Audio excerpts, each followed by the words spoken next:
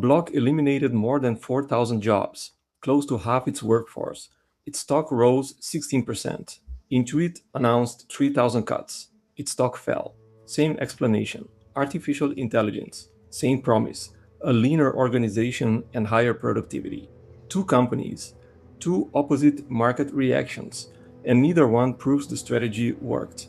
In the first half of 2026, American employers named artificial intelligence in 101,743 announced job cuts, nearly a quarter of every layoff in the country. The layoffs were real. The explanation was everywhere. The evidence behind the explanation was much harder to find. So when a company says AI made thousands of jobs unnecessary, how do you know whether it created value or simply created a story? This episode is about that gap and about a mechanism that will still be running long after these particular numbers stop mattering.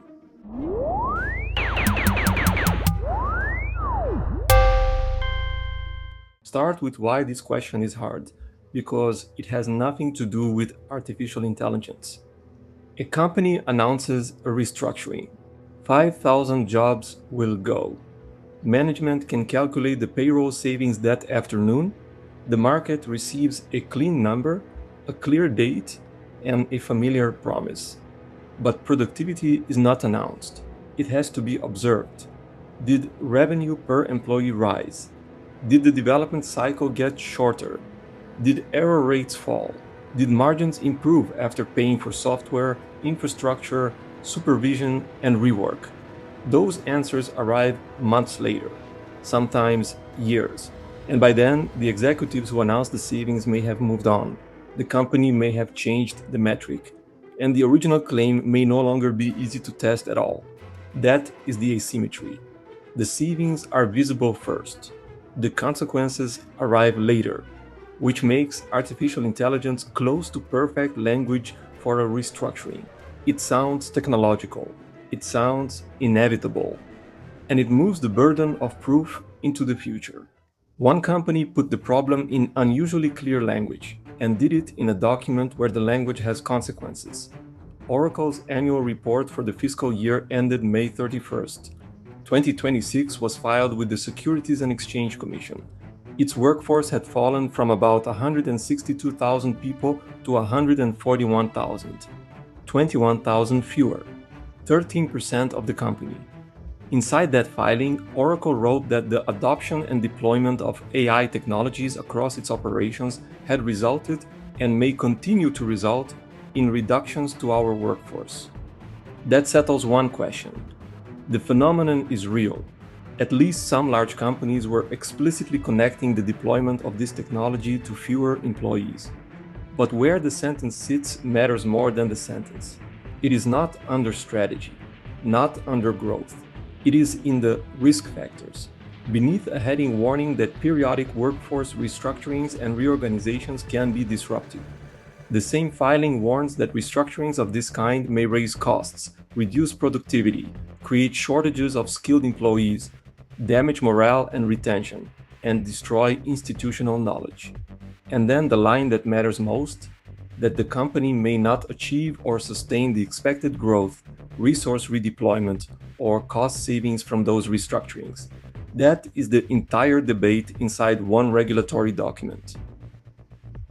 AI may reduce the number of people a company needs, and removing those people may reduce the company's ability to capture the benefit. The clearest corporate acknowledgement that AI was cutting jobs was filed by law as a warning about what cutting jobs costs. Now, the numbers behind that warning, from the audited statements in the same document. Oracle recorded roughly $1.84 billion in restructuring charges that year. The year before, $374 million, nearly 5 times higher, about $87,000 for each position removed, though the filing does not say every restructuring dollar maps to one employee. Then look at the rest of the column. Revenue up 17%, operating income up 16%, net income above $17 billion, up 37%. Oracle cut 13% of its workforce in a year Its profit grew by more than a third. This was not a company using AI to escape collapse. It was a profitable company reallocating resources while growth accelerated. And the spending did not disappear. Sales and marketing declined. Research and development rose. The cost of running cloud and software infrastructure rose by billions. Total operating expenses did not fall, they rose. So the story was not fewer employees, lower costs. It was fewer employees in some places, more spending in others, and a large restructuring charge paid in between. The savings did not vanish. They also never showed up as a smaller total. There is a name for what can go wrong here. Forrester called it AI washing and defined two versions. The simple one is familiar. A company runs an ordinary cost cutting program and puts the words artificial intelligence on top of it. The second is more interesting. Management genuinely believes the technology will improve productivity, so the company removes people before the improvement arrives.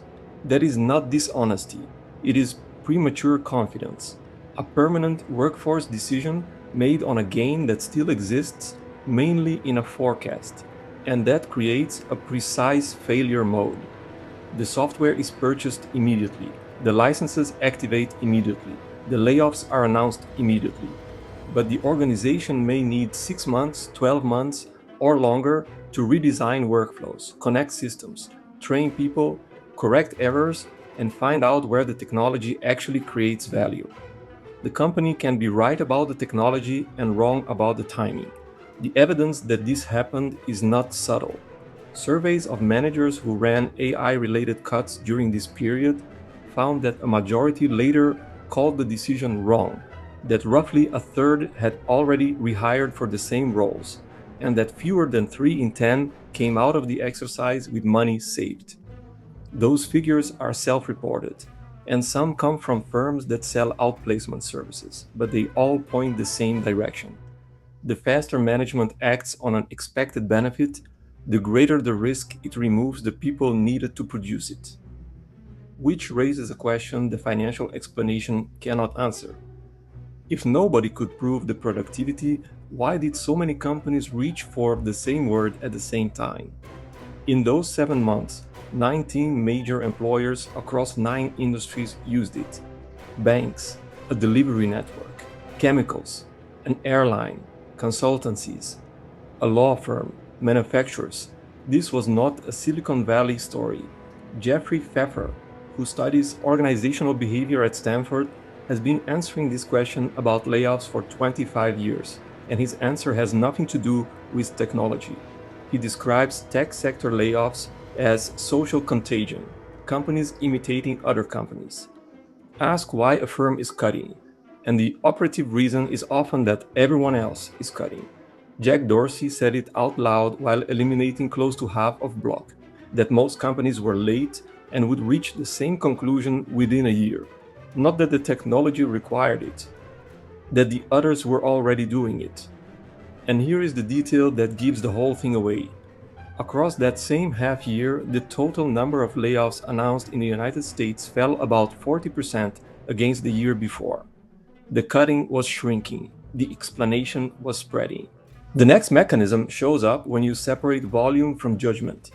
IBM reported that an internal AI system handled 94% of routine human resources requests. That sounds like near complete automation. But the 6% it could not handle were the cases involving ethical ambiguity, exceptions, and situations with no predetermined procedure. The cases where someone has to decide. The pattern repeats across organizations. AI can draft the standard response, classify the common transaction, summarize the familiar document, process more volume at lower marginal cost. What remains is the hard residue, higher risk, more context required, and precisely where experience matters. Which is why institutional knowledge is not just another payroll line. It is the accumulated memory of exceptions. Why a client was treated differently, why a supplier cannot be replaced quickly, why a control exists even though nobody remembers the incident that created it, why a number that looks normal is not normal in this particular business. Automation absorbs volume, it does not absorb judgment. And when a company removes experienced people quickly, the remaining work can become smaller in quantity and harder in quality at the same time. Oracle's filing had a name for that risk too. It called it the loss of institutional knowledge, in a company where 31% of employees had been there a decade or more. There is one more way this goes wrong, and it starts when management tries to prove that adoption is happening. Amazon ran an internal leaderboard ranking employees by how often they used AI tools. The intent was reasonable. Management wanted adoption, so it measured usage. Employees responded to the measurement. They began running the tools on trivial tasks to climb the ranking. Computing costs rose. A senior executive told staff the tool was encouraging what became known as token maxing and asked people not to use AI simply for the sake of using it. The company called it an unapproved beta dashboard and shut it down, replacing usage with a harder measure: deployments, code that actually ships. At Meta, an employee-built leaderboard ranked roughly 85,000 workers by token consumption. In 30 days, it recorded more than 60 trillion tokens. Neither the chief executive nor the chief technology officer appeared in the top 250. Enormous usage. Usage is not output. There is a 60-year-old name for this: Goodhart's law. When a measure becomes a target, it stops being a good measure. Target tokens, and employees produce tokens. Target licenses activated, and departments activate licenses. Target AI mentions in internal reports, and managers learn to mention AI. None of it proves a customer received more value. And this is where the inside and the outside become the same story. Inside the company, management measured how much AI was being used instead of what it produced. Outside, investors received the announcement of a restructuring instead of evidence that it worked. The same measurement error at two different scales. None of this means the technology is the illusion. Some of the strongest evidence against a simple AI destroys jobs story came from the companies adopting it hardest. One study combined actual corporate payments to AI vendors with reconstructed headcount data across more than 21,000 American companies. The heaviest adopters were spending about $33.67 per employee per month in their first 3 months. The lightest were spending $2.78. The heavy spenders grew headcount over the following 2 years, including at entry level. The light spenders showed no statistically significant change in either direction. The study does not prove AI caused the hiring. The sample leaned toward large engineering-heavy firms, and the strongest findings sat in the information sector. But it shows something that matters. Heavy adoption and job growth can happen in the same company at the same time. Because the choice is not always between AI and people. It can be between replacing existing work and expanding what the organization is able to do at all. A company can use the technology to lower the cost of one activity, then spend the released capacity creating another. The outcome depends on what management does with the gain. Cost cutting is one option. Expansion is another. The technology does not make that decision. Management does. Which brings us back to Block and Intuit. It is tempting to say, the market approved one AI strategy and rejected the other. That conclusion is too convenient. Both announcements arrived with other information. Results, guidance, expectations about revenue and margins. A stock return around an announcement tells you how a whole package of information changed investor expectations.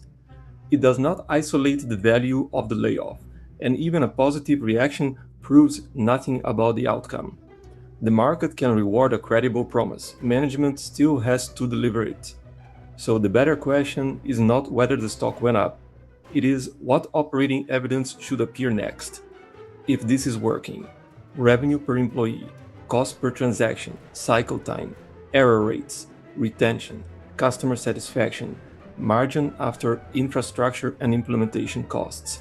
Without those, the announcement is a story waiting for evidence.